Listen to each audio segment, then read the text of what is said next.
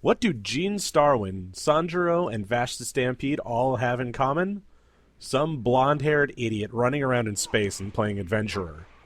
Way back in 1978, Buichi Terasawa determined that what he could really make a mint off of was throwing his favorite genres in a blender and making whatever came out to suit his tastes. What we got was Cobra, or as it's known in the broader world, Space Adventure Cobra. Cobra himself is kind of a hard man to pin down, because comparing him to certain characters is really a disservice to those characters. Cobra himself is a space pirate, much like a certain scarred-up captain that comes to mind, although the two couldn't be farther apart. He's more like some strange amalgamation of Lupin III and James Bond.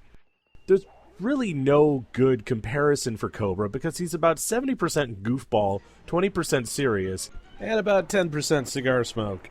And his universe is very Star Wars meets Dune meets whatever movie came out that week. Huge, sprawling sci-fi vistas that look like Boris Vallejo did them dot the landscape, and the backgrounds are packed to the brim with aliens, robots, and various other weirdos. Cobra's story isn't really about him, it's more about his world and how he interacts with the random critters that cross his path, who are mostly women who get their boobs out for him. This is why everyone compares him to James Bond, more than likely, because it's all about him kicking butt through the galaxy and taking out screwy plots to destroy the universe, or take it over, or whatever. It's really not all that important, because the point is to have an adventure, win or lose. So the basic premise is that Cobra was public enemy number 1 for a while, until he wiped his own memory, changed his face, and went into hiding. Sadly, his great plan only worked for so long till the guild hunted him out, and he had to go on the run. He's got Lady, an armoroid, and a ship called the Turtle, and a big ol' gun. But the biggest and most important thing, and the thing you've probably seen in a whole lot of anime even without knowing it, is the Psycho Gun. Cobra isn't a lefty, thankfully, and sports a laser cannon that runs off the mental energy of the wielder. Cobra is also gifted with superhuman stamina, strength, agility. I mean, look at this guy. He's dodging lasers like he's the Roadrunner on steroids. He's either incredibly lucky or humanity is a whole lot different than it is these days.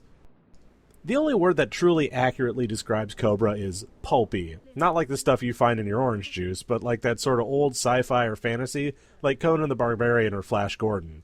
Gunfights break out just to give Cobra an excuse to be Captain Badass. There are gorgeous women everywhere, and they're all just as deadly as he is. And lo and behold, they all look like real women. This seems like a shocker, but actually, they really do all look like people. This series does have a fair bit of nudity in it, but at the same time the style makes it look more like a schlocky sci-fi flick than a modern anime. No Zeppelin boobs or weird moe girls here. It's a breath of fresh air in an environment for anime that looks mostly the same nowadays. The medium really can do a lot more than a lot of people think, and this is proof positive. Granted, it's used for goofy pulp nonsense in this case, but still. Cobra's big draws are mostly to do with big, dumb fun. This series is a bunch of set pieces for big action scenes and chases, and it works precisely, to a T. You get about as much of character development as you need, you get to see cool gadgets and fights, and it all comes together in a wonderfully bizarre mishmash. It's Lupin III in space, and it's brilliant. The simplicity of the setup, the characters, and the story is so very nice that it makes me wonder why it's not so much more widespread. But therein lies the catch. The story itself is kind of flimsy. Cobra does things as the plot deems necessary, which would irk some more story-oriented viewers. But then that's the pulp genre in a nutshell. It's Cobra's element and he revels in it. So why is he so important? Think of every smart-mouthed badass in red like Vash the Stampede or Gene Starwin, and you can easily trace their lineage right back to Cobra here. The character is so ubiquitous that you could point to just about any tough guy in anime and pull the thread back to Cobra. The biggest trait about Cobra is how perfectly simplified he is as a character. More than a few of his copycats can boast much more character depth than he has, but Cobra doesn't seem to require it. Rather, he simply is and does because he is Cobra, and that's his theme song playing right now. And let's be realistic, you gotta be pretty important to get a whole Sergeant Frog character named after you. So why does no one know him? He was in a very unfortunate sweet spot around the manga entertainment / US manga core flood.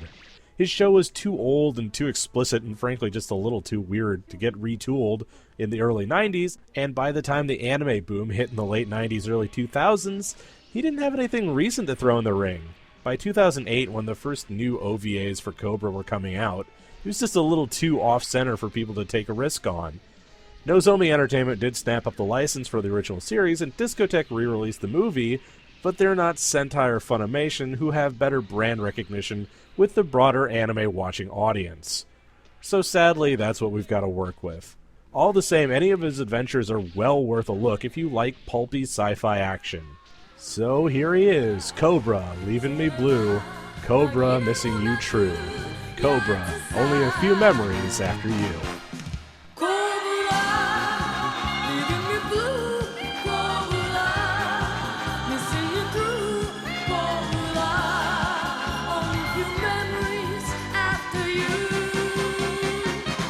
背中に